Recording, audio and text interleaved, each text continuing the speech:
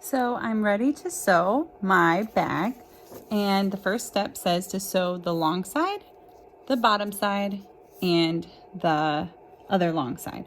So I'm not sewing the top, and I will make sure whenever I start, because I want this to be permanent, I don't want it to fall apart, I'm going to backstitch. It does say to use a standard seam allowance. It says 5/8 inch. So I'm going to start with the first side, flip it around to the top, and no matter what, you want to position your fabric so that the excess is to the left. So I don't have it all crammed under the machine. I'm going to, if I kind of notice right now, this piece is not quite aligned, so I must have missed that one pinning, but this is a good time. If you see it isn't quite aligned, shove it over, move it so it's even. And I'm going to go ahead and place my presser foot all the way under with the back of the presser foot even with the back of the fabric. I'm going to lower my needle, and I have put this piece of tape here to show 5/8 inch. That's what we really want to focus on with this first project, is finding 5/8 inch seam allowance and trying to sew slowly and be really accurate. So first I'm going to backstitch, and I am using a slightly different machine. So my back stitch will look a little bit different or sound a little bit different, but no matter what, we're focusing on 5/8 inch and on going backwards. So we back stitch in the beginning, and I'm using a contrasting fabric or thread so you can see. And then I'm sewing a little bit at a time. It's a good idea to check behind and see the thread is looking good, and just continue to sew. I'm keeping the edge of my fabric aligned with this tape. So continuing to sew, keeping my edges even at 5/8 inch, not running over my pins. And again, it's helpful since the pins are going this way. I can just pull them out when I get close, all the way to the bottom corner. I'm going to go all the way to the edge and backstitch.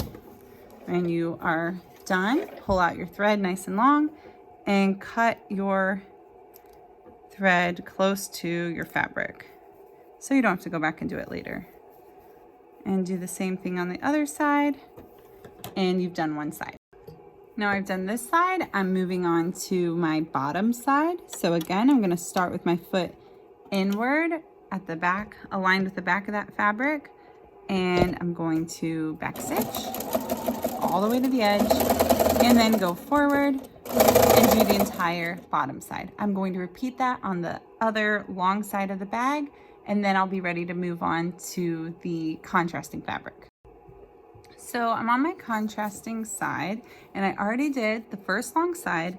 Now I'm ready for the bottom. But I do want to point out another little step for the bottom. It says, okay, leave a 6-inch opening in the bottom of the bag on the second piece. And if you look at the picture, there's an opening right there.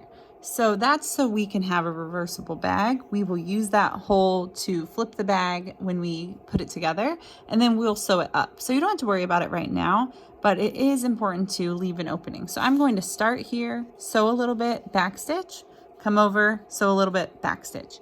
It's about 6 inches because we need to fit our hand in there. You can definitely mark it with a marking pencil as you lay it out, or you can just kind of lay your hand on there and see where's the middle. So I'm going to do that now. Okay, so start by back stitching to the edge, and then always make sure you're stitching. It made a little noise, so I was like, wait a minute.